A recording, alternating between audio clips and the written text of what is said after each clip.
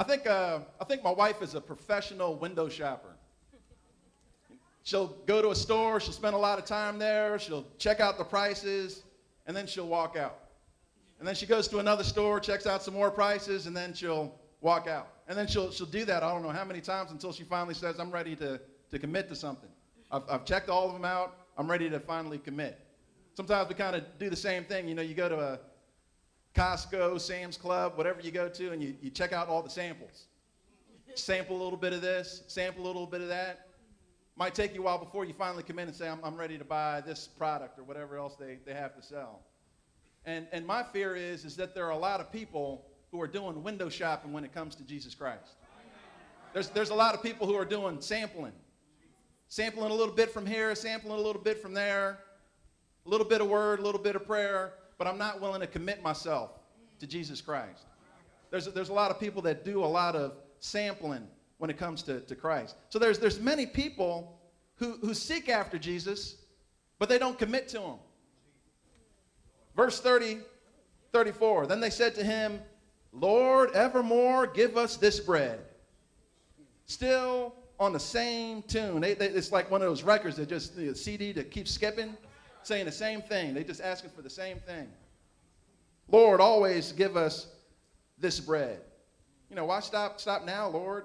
We've got a good thing going on here. We've got a good thing. They didn't see that Jesus was pointing to himself as the true bread of life. Jesus himself was a true bread. And here's where you have to ask the question.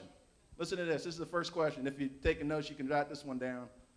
Are you seeking spiritual life or a physical life? Are you seeking a spiritual life or a physical life? Jesus wasn't into just filling their stomachs. Jesus wanted to fill them with himself. And if you're coming to Christ for any other reason besides Jesus Christ, you are going to be disappointed. Okay? If you come to Christ for any other reason besides Christ, you are going to be disappointed. Because what Christ really has to offer is himself. This is exactly what Jesus Christ is doing. And what Jesus Christ does is he just turns up the heat on them.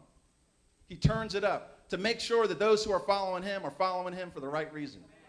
He wants to make sure they're after him because they want Jesus Christ. In 1 Corinthians chapter 2, it says, I determined not to know anything among you save Jesus Christ and him crucified. When Paul preached, he said, I want you to receive Christ. I want you to understand who Christ is. I'm not interested in everything else. Let's make sure that you understand who Christ is. In Colossians 1:28, it says the same thing. We preach Christ. We preach him. Him is who we preach. And this is the great danger of people trying to attract people to Jesus Christ on any other foundation besides Jesus Christ. Because you know what?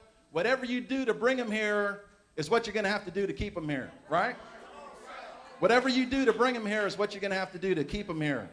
I was part of a ministry panel, and there's this one pastor. He says, this is out in L.A., and he says, you know what? There's we're out here and got Hollywood next to us and Disneyland and everything else. He says, what do I look like trying to compete with that?